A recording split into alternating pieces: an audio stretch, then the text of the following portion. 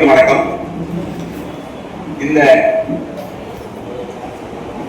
இந்த நண்பர்கள் வேலை அரங்கம் நிறைந்து காத்திருக்கக்கூடிய சமூக உணர்வுள்ள உறவுகள் பல்வேறு காலங்களில், பல்வேறு கனவுகளில், பல்வேறு இயக்கங்களில் காலத்தை கடத்தி காலம் கனியாரா, இந்த சமூகத்திற்கு ஒரு விடிவு பிறக்காதா என்று நம்முடைய தியாகி இம்மானுவேல் காலத்தில் இருந்து இன்று வரை தொடர் போராட்டமாகவும் தொடர் இழப்புகளாகவும் பல அனுபவங்களை கடந்து நாம் இன்றைக்கு நின்று கொண்டிருக்கிறோம்.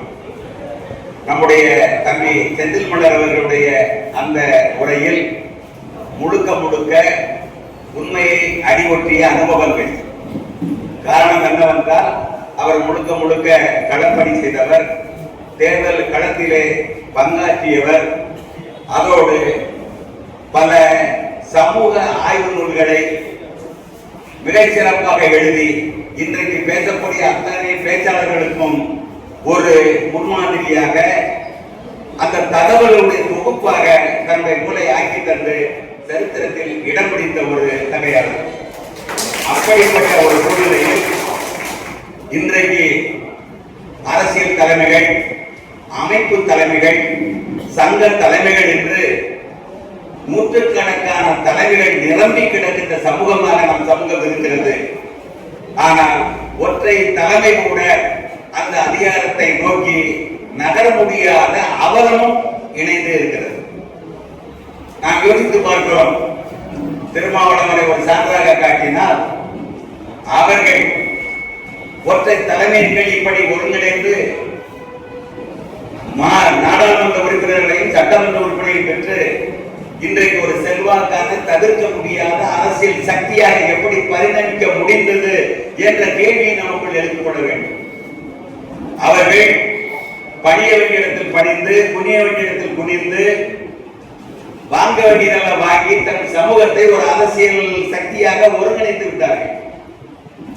நாம் அத்தகைய மரபணுவில் வராத காரணத்தினால் எவரிடமும் நிமிர்ந்து நின்று அந்த கண்முனைப்பு காட்டி காட்டி வாய்ப்பு கிடைக்கின்ற அந்த வாய்ப்பை எல்லாம் தவற விட்டு கடந்து வந்திருக்கிறோம். என்னை பொறுத்தளவில் என் சமூகத்திற்கு ஒரு பயன் கிடைப்பதாக இருந்தால் என் தலைகுனிவை நான் வரவேற்பேன். என் சமூகத்திற்கு ஒரு பெரிய நன்மை கிடைப்பதாக இருந்தால் என் மானத்தை பற்றி பொருட்படுத்த மாட்டேன். நான் அவமானத்தை சந்திக்க தயாராக இருப்பேன். ஏனென்றால் என் அவமானத்தால் என் சமூகம் மிகப்பெரிய நன்மை அடையும் என்று சொன்னார். அதுதான் எனக்கு கிடைத்த பெரும் பேரு. ஏனென்றால் என் தலைமுறை அதில் தலைமுறையும் என் தலைமுறை நான் சொல்வார். அதாவது நாம் ஒரு வேளாண்மை சமுதாயம். எப்பொழுது நெல்மணிகள் எல்லாம் தலை கவிழ்கிறதோ அப்பொழுது அத்தனை விவசாயம் தலை நிமிர்வான். நெல்மணிகள் நிமிர்ந்து நிற்கின்ற பொழுது எந்த விவசாயம் பலன் தர முடியாது. ஏனென்றால் அது கொடையாக இருக்கும். ஆனால் அதே நெல்மணிகள் தலை தாழ்த்துகின்ற பொழுது அந்த வேளாண்மை செய்தவனுக்கு எப்படிப்பட்ட மகிழ்ச்சி வரும். காரணம், அந்த நெல்லினுடைய தலை முடிவுதான் ஒரு வேளாண்மை செய்தவனுடைய தலை நிமிர்வு. அதுபோலத்தான் நாம் நம்முடைய தனிப்பட்ட ஈகோவை சுமந்து கொண்டு, தனிப்பட்ட தன்முனைப்பை பெரிதாக நினைத்துக் கொண்டு இந்த சமூகத்தை தாழ விட்டு விட்டோம். அதுதான் மிகப்பெரிய இருக்கிறது. இங்கே தேர்தல் திட்டத்தை பற்றி சொல்லணும். நான் சென்னையில் அவரை சந்திக்கின்ற பொழுது ஒரு மிகப்பெரிய அரங்கம். அங்கே திருமாவளவனுடைய அணி திரண்டு இருக்கிற பெரிய அளவுல விருது கொடுக்கிறார்கள் தேர்தல் திட்டத்துக்கும். அப்ப அங்க எதற்காக சொல்லிக் கொடுக்கிறார்கள் என்றால் அவருடைய திறமையை மதித்து கொடுக்கிறார்கள் இருக்கட்டும். ஆனால் அதற்கு முன்னால், திறமைக்கு முன்னால் அவர்கள் உச்சரிக்கின்ற வார்த்தை தலித் என்கின்ற வார்த்தையை பயன்படுத்தி அந்த விருதை கொடுத்த பொழுது மேடையிலே நிராகரித்த அந்த வீரக்காட்சி, அதுதான் தன்மான உணர்வு. அந்த தன்மான உணர்வு அத்தனை கூட்டத்துக்கு மத்தியிலே அந்த மேடையிலேயே அந்த ஒலிவாங்கிக்கு முன்னால் நிராகரித்து வருகின்ற பொழுது அத்தனை பேருடைய கவனமும் அங்கே குவிந்தது. என்ன நடக்கிறது? தலித் என்பதை நான் நிராகரிக்கிறேன். எனக்கு இந்த விருது புரிதல்ல. தலித் என்பதை நான் நிராகரித்து விட்டு நான் ஒரு வேளாண்மை சமுதாயம் என்பதை அடையாளப்படுத்த விரும்புகிறேன் என்று அந்த சொன்ன சொல், அதுதான் ஒரு முன்னுதாரணமான ஒரு எடுத்துக்காட்டு. எனவே இப்படித்தான் இளைஞருடைய மனம் உருவாக வேண்டும். அதுதான் முக்கியம். ஏனென்றால் விருது பெரிதாக நினைக்கவில்லை. எத்தனையோ பேர் விருதுக்காக ஏங்கிக் கொண்டிருக்கின்ற பொழுது கிடைத்த விருதை நிராகரித்து விட்டு உன் விருது எனக்கு பெரிதில்லை, என் தன்மானம் தான் பெரிது என்று சொன்னார் இல்லையா, அந்த உணர்வும் அந்த மனநிலை தான் நம் தலைமுறைக்கு வளர்த்தெடுக்கப்பட வேண்டிய ஒன்று. அதை பார்த்தோம். நீங்க எளிதாக சொல்லிவிட்டீர்கள். அடித்தளமாக என்ன இருக்குது தெரியுமா? அத்தனை அரசியல் தலைவருடைய வெற்றிக்கு பின்னால் நீங்க ஒரு திரைப்படம் எடுத்தாங்க, கல்வியா செல்வமா வீரமா. இந்த மூன்றை யோசித்து பாருங்க. கல்வி அவசியமானது, ஆனால் தலைமையிடத்தை பெற முடியுமா? யோசிச்சு பாருங்க. வீரம் முதன்மையானது, ஆனால் அதிகாரத்தை போய் நோக்கி நகர முடியுமா? செல்வம் முதன்மையானது, ஆனால் அது அதிகாரத்தை நோக்கி நகர முடியுமா என்று கேட்டால் இந்த மூன்று ஒன்றுக்கொன்று ஒத்துழைத்தால் மட்டும்தான் அதிகாரத்தை பெற முடியும். மூன்றை விட்டு பிரித்து விட்டால் அதிகாரம் பெற முடியாது.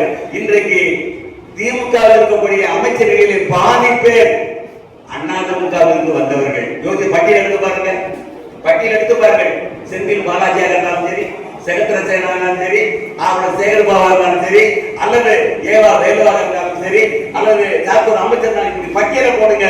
அதிமுக வந்து கட்சி மாறி திமுக வந்தவர்களுக்கு இப்படிப்பட்ட உயர்ந்த அமைச்சர் பதவிகளை தந்திருக்கிறார்களே ஏன் என்று ஆராய்ந்தீர்களா? அதே கல்லூரியிலே சென்று இவர்கிட்ட கேளுங்க, இவரெல்லாம் பெரிய முதலமைச்சர் அளவில் சிந்திக்கிறாங்க என்று ஸ்டாலினால் கடுமையாக விமர்சிக்கப்பட்ட செந்தில் பாலாஜி எப்படி அந்த இடத்துக்கு திமுகவை சென்று சேர்ந்தார் என்று சிந்தித்து பாருங்கள். அப்படி என்றால் கூட்டி கழித்து பார்த்தால் அத்தனை பெரும் கோடீஸ்வரர்கள், பெரும் கோடீஸ்வரர்கள். நம் சமூகத்தை சார்ந்த எம்எல்ஏ இருக்கிறார்கள், சட்டமன்ற உறுப்பினர்கள் இருக்கிறார்கள். எங்கே இருக்கிறார்கள்? இருந்த இடம் தெரியாமல் இருக்கிறார்கள். என்ன காரணம்? யோசித்து பாருங்க. அதாவது நாம் ஆசைப்பட்டால் கூடாது, அது என்ன, எப்படி நடக்கிறது, எங்கிருந்து நடக்கிறது, என்ன செய்ய வேண்டும் என்று சிந்தித்து பாருங்கள். நம்முடைய சமுதாயத்தை சேர்ந்தவர்கள் அந்த சட்டமன்ற உறுப்பினராக இருந்தாலும் கூட அங்கே அறுவடைக்காக இயங்குகிறார்களுடைய விதைப்பதற்கு அவர்கள் தயாராக இல்லை. முக்கியமானது, நீங்கள் விதைத்தால் தான் அறுவடை செய்ய முடியும். நம் சமூகத்தை சேர்ந்த பலர் விதைப்பதை குறைத்து விட்டு அறுவடைக்கு ஆசைப்பட்டதால் ரெண்டுமே நடைபெறவில்லை. அதாவது அவர்கள் அப்படி அல்ல, இருப்பதை விதைக்கிறார்கள், அறுவடை அதிகமாக செய்கிறார்கள். அவர்கள் அந்த அதிகார மையத்தினுடைய இரண்டாவது இடத்துக்கு சென்று நகர்ந்து விடுகிறார்கள். நம்முடைய இப்ப பாரதிய ஜனதா கட்சியிலும் சரி, அல்லது வந்து நம்முடைய அண்ணன் சீமான் ஆந்தோட கட்சியிலும் சரி, அல்லது அண்ணாமலை எந்த கட்சி எடுத்துட்டாலும் சரி, இரண்டாம் இடத்துக்கு செல்லக்கூடிய தகுதி ஒருவருக்கும் இல்லாமல் போயிருக்கிறது. என்ன காரணம்? ஒரு காரணம் செல்வத்தை பயன்படுத்தாதது, இன்னொரு காரணம், முக்கியமான காரணம் பட்டியல். இந்த பட்டியல் என்பது சாதாரணமானதல்ல. எவ்வளவு பெரிய ஆயம் வீழ்த்திவிடும். யானையினுடைய காலிலே எறும்பு புகுந்ததை போல யானை பலம் பெற்றவர்களாக இருந்தாலும் கூட இந்த பட்டியல் என்பது அவனை வீழ்த்தி விடுகிறது. அதை மறந்துவிடக் கூடாது. அப்படி என்றால் இப்ப சொன்னாங்க, பேசினாங்க, அதாவது ஒரு பூனை போறதுக்கு ஒரு ஓட்டை, ஆடு போறதுக்கு ஒரு ஓட்டை, மாடு போறதுக்கு ஒரு ஓட்டை, யானை போறதுக்கு ஒரு ஓட்டை தனித்தனியா போடுறதுக்கு பதிலா நீங்க யானை போறதுக்கு ஓட்டையை போட்டா அத்தனை அதுக்குள்ள போயிருந்தேன், தனித்தனியாக கூட்டப்படணும். அந்த சிந்தனையை கூடாது. அப்படி என்றால் பட்டியல் வெளியில் நடந்து விட்டால் அத்தனை உங்களை நோக்கி நகரும். அது ஒரு மிகப்பெரிய வழி. நமக்கு கிடைத்த வாய்ப்பு. அந்த ராஜபாதையை நாம் உருவாக்காமல் சின்ன சின்ன ஒற்றையடி பாதைகள் எத்தனை போட்டாலும் கூட அந்த ராஜபாதைக்கு இணையாக முடியாது. அப்படி என்றால் பட்டியல் வெளியேற்றம் என்பது உலகியல் ரீதியான அதிகாரத்தை நோக்கி நகரக்கூடிய துணிச்சலை தரும். எவனுக்கு அடங்காமலே தரும். அது ஏற்கனவே பட்டியலில் இருக்கின்ற பொழுது எவனுக்கு அடங்க மாட்டேங்கிறான், எவனை பார்த்து அஞ்ச மாட்டேங்கிறான். இதனுடைய ரத்தானூல் இருக்கிறது, மரபணுவில் இருக்கிறது. அப்படிப்பட்டவன் பட்டியலை விட்டு வெளியே வந்துவிட்டால் இவனை கட்டுப்படுத்தவே முடியாது என்று எதிரிகளுக்கு தெரிகிறது, நமக்கு தெரியல. அவன் சொல்றான், இந்த பட்டியலில் இருக்கின்ற பொழுது இவர்களை கட்டுப்படுத்த முடியவில்லையே. வடக்கு பகுதியில், தமிழ்நாட்டுடைய வடக்கு பகுதியில் எல்லாம் எசிக்கிறாங்க, நடவடிக்கை எசி மாதிரியே தெரியலையே, இவங்க பேச்சு செயல்பாடு எசி மாதிரியே தெரியலன்றான். அதை நாங்களும் சொல்றேன் எசி இல்லைன்னு. தப்பாக எங்களை சேர்த்து விட்டார்கள். எங்களை பார்த்தாலே, எங்கள் பேச்சை கேட்டாலே, எங்களுடைய பண்புகளை அறிந்தாலே, கோயில் மரியாதையை தெரிந்தாலே, அத்தனை நீங்கள் வந்து கேட்கப்பட்டால் இவர்கள் பட்டியலில் கொஞ்சம் கூட பொருத்தப்பட்டது என்று உலகமே தெரிந்து கொள்ளும். ஆனாலும் கூட கள்ளமௌனம் சாதிக்கிறார்கள். இவர்கள் இங்க இருக்கின்ற பொழுது அங்கே அவ்வளவு வீரமாக இருக்கிறார்கள். வெளியே வந்து விட்டால் இவர்களை எவரும் கட்டுப்படுத்த முடியாது தெரியும். அரசியல் ரீதியாக நம்மை நோக்கி நகர்ந்து வரும். நாம் போக வேண்டியதில்லை. ஏனென்றால் இங்க இருக்கக்கூடிய சகல சாதிகளை விட எல்லா வகையிலும் மேம்பட்ட பண்புகளை கொண்ட சமுதாயம். அதனால நீங்க பட்டியலிருந்து வெளியேறி பொது சமூகத்தில் கலந்து விட்டால் உங்களுக்கான இடம் முதலிடமாக உறுதி செய்யப்படும். அத்தனை சமூகங்களும் ஏற்பதற்கு தயாராகிவிடும். இதுதான் யதார்த்தம்.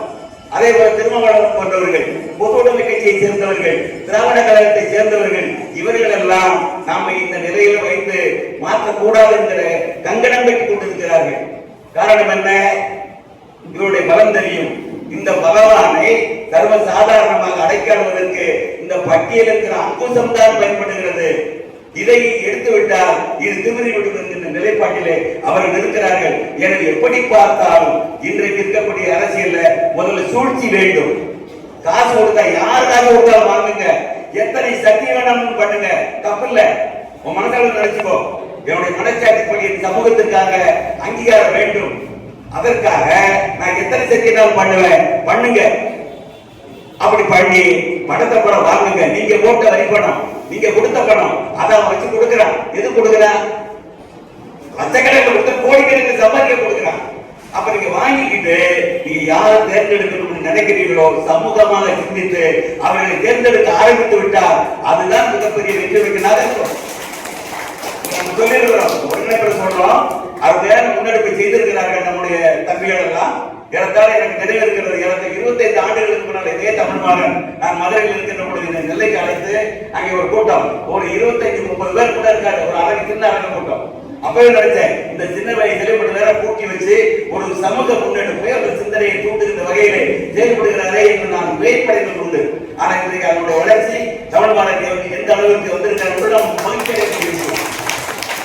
அதனால சொல்றேன், சூழ்ச்சிகளை கற்றுக்கொள்ள வேண்டும், முக்கியமானது. நான் வரும்போது கூட சொன்னேன், நம்முடைய விநாயகர் சொன்ன தம்பிட்ட, தம்பி எது செய்தாலும் வெளிப்படுத்தி விட்டால் எதிரிகள் சுதாரிப்பாயிருவார்கள். ஆகா, இவர்கள் இப்படி பலப்பட போகிறார்களா, அப்ப இந்த இதை பலவீனப்படுத்த என்ன செய்ய வேண்டும் என்று திட்டமிட்டு விடுவார்கள். எனவே வள்ளுவன் சொல்லி இருக்கிறார், என்ன சொல்லி இருக்கிறார்? கடை கொக்கை செய்தது ஆண்மை, இடை கொக்கின் எற்றா விழுவும் தருகிறார். ஒரு செயலை எடுத்துக்கொண்டு நீ புறப்பட்டு என்றால் அதை இலக்கை அடைகின்றவரை, அந்த வெற்றியை எட்டுகின்றவரை தயவு செய்து வெளியே சொல்லாதே. அப்படி வெளியே சொல்லிவிட்டால் எப்படியாவது எதிரிகள் இடையூறு செய்து விடுவார்கள். இது வள்ளுவன் சொன்னதற்காக ஆண்டுகளுக்கு முன்னால எதற்கு சொல்றான்? நீ ஒரு வியூகத்தை வகுத்து ஒரு யுத்தகலத்தை போய்கிட்டு இருக்கிற, ஒரு திட்டத்தை போய்கிட்டு இருக்கீங்கன்னா அந்த இலக்கை எட்டுகின்றவரை, அதை தொட்டு நாம் வெற்றியை பெறுகின்றவரை வெளிப்படுத்தாதே என்கிறான். வெளிப்படுத்தாமல் இருந்தால் தான் எதிரிகள் அச்சந்தன நாம் முன்னேறி போக முடியும். இல்லை என்றால் வெளிப்பட்டு விட்டால் என்ன ஆகிவிடுகிறது?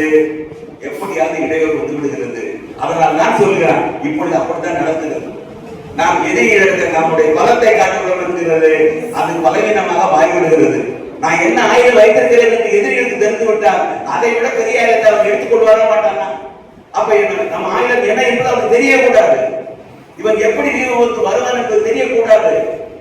அப்படி தெரியாமல் நாம் ஓடுகிற பொழுதுதான் பலமாக இருக்கும். தெரிந்து விட்டால் அவரை விட பலப்படுவார்கள், இல்லை நம்ம பலவீனப்படுத்துவார்கள் தான் நடக்கும். அதனால இன்றைக்கு காலகட்டம் தேர்தல் என்பது சாதாரணமானதல்ல, முழுக்க முழுக்க வியாபாரம் வணிகமாகி விட்டது. ஏனென்றால் அதிகாரத்தை பெற்றுவிட்டால் அத்தனை செல்வந்தர்களை வளைக்கலாம். அம்பானி, அதானி அத்தனை பேரும் அதிகாரத்திற்காக பயப்படுகிறார்கள். அவர்கள் இவர்களை அவர்கள் சார்ந்திருப்பார்கள், இல்லை அவங்க இவர்களை சார்ந்திருப்பாங்க.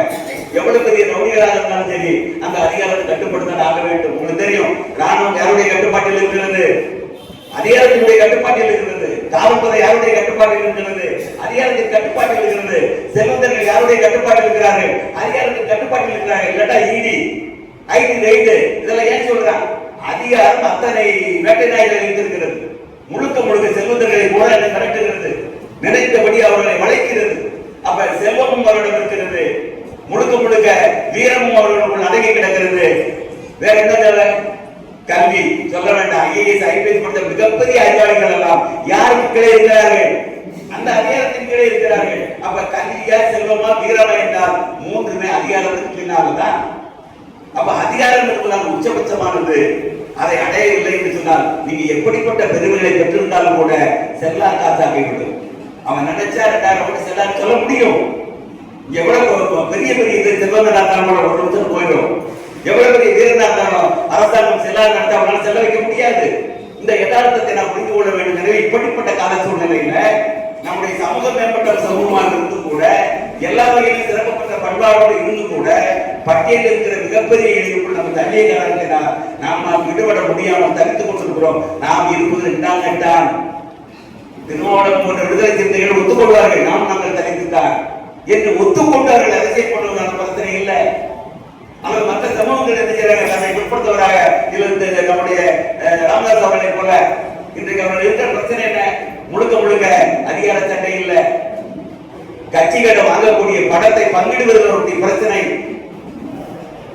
அப்பாவை சார்ந்த சிலர் காத்திருக்கிறார்கள் அந்த படத்திற்காக, பிள்ளையை சார்ந்து சிலர் காத்திருக்கிறார்கள். இந்த படம் யாரிடம் வர வேண்டும், யாருக்கு செல்ல வேண்டும் என்கிற அந்த பிரச்சனைகள் தான் இந்த அரசியல் ஓடிக்கிட்டு இருக்கு. நல்லா யோசிச்சு பாருங்க. அப்ப அதிகாரம் அவர்களுக்கு வராமல் கைவிடாமல் போடுங்க, அவர்களோட ஒட்டுமானோம் நினைச்சு பாருங்க. வண்டியர்கள் ஒற்றை தலைமையில் இருந்தாங்க, மிகப்பெரிய அளவில் சக்தியாக திறக்கின்றார்கள். இன்றைக்கு சுக்குநூறா கிடக்கிறாங்களே, எப்படி போச்சு? அப்ப அந்த எல்லாம் தாண்டி நாம் முன்னால போகணும்னா சில சூழ்ச்சிகளாக சில வேலைகள் செய்ய வேண்டும். அதற்கு அந்த ஒருங்கிணைப்புல நம்ம சொன்னதை போல, சொன்னதை போல நல்ல அதிகமான பெரும்பான்மை உள்ள தொகுதிகளை கண்டுபிடிச்சு நம்ம தகுதியான ஆட்களை நிறுத்தி அவர்கள் பொருளாதாரத்தில் தண்ணீரை இருக்க வேண்டும், சமூக உணர்வு இருக்க வேண்டும், களப்பணி செய்த அனுபவம் இருக்க வேண்டும், மக்களிடத்திலே அறிமுகமும் இருக்க வேண்டும். இப்படிப்பட்ட தகுதி சார்ந்த நபர்களை எல்லாம் அடையாளப்படுத்தி அவர்களை நாம் எல்லாம் சேர்ந்ததை செய்யலாம், தூக்கி விடலாம், ஜெயிக்க வைக்கலாம். நம்முடைய ஒரு அரசியல் சக்தியாக மற்றவர்கள் காட்டி அவர்களை அச்சுறுத்தலாம். அதுதான் இன்றைக்கு தேவைப்படுகிறது. எனவே இன்றைக்கு அரசியல் கட்சிகள் பல்வேறு வகையான வகைகளை நம்முடைய பிரித்தாளர் பார்ப்பார்கள். அதுதான் முக்கியமான ஆசை காட்டுவார்கள். இதையெல்லாம் வெற்றி பெற வேண்டும் என்று சொன்னால் தொடர்ந்து சிந்திக்க வேண்டும், தொடர்ந்து உரையாட வேண்டும், கலந்துரையாடி ஒரு முடிவுக்கு வந்து நாம் முன்னேற்பட வேண்டும். ஏனென்றால் சொன்னதை போல டாக்டர் கிருஷ்ணதேவன் அவர்களையோ தன்பாட்டி அவர்களை நிராகரித்து விட்டு எவரும் முன்னேற போக முடியாது என்றால் அவர்கள் ஒரு சக்தியாக காட்டப்பட்டிருக்கிறார்கள். இதற்கிடையில் நாம் போகின்ற பொழுது அதற்கான இடையூறு நமக்குள் நாமே வரும். அந்த இடையூறுகள் நமக்குள் நாமே வரும், வெளியிலிருந்து வராது. இதையெல்லாம் யோசித்து பார்த்து ஒரு இணக்கமான நிலையில் நாம் அவர்களை எது செய்யணும், அவர்களை ஆதரிக்க வேண்டியிருக்கிறது ஆதரித்து நாம் இருக்கின்றவர்களை ஆதரிக்கக்கூடிய சூழ்நிலையில் அவர்கள் ஆதரவை பெற்று இப்படி ஒருங்கிணைந்த ஒரு திட்டத்தோடு போனால் சரியாக இருக்கும் என்று விரும்பி வாய்ப்பதற்கு நன்றி விடைபெறுகிறேன். நன்றி, வணக்கம். சென்னைக்கு அனைவரும் உணவு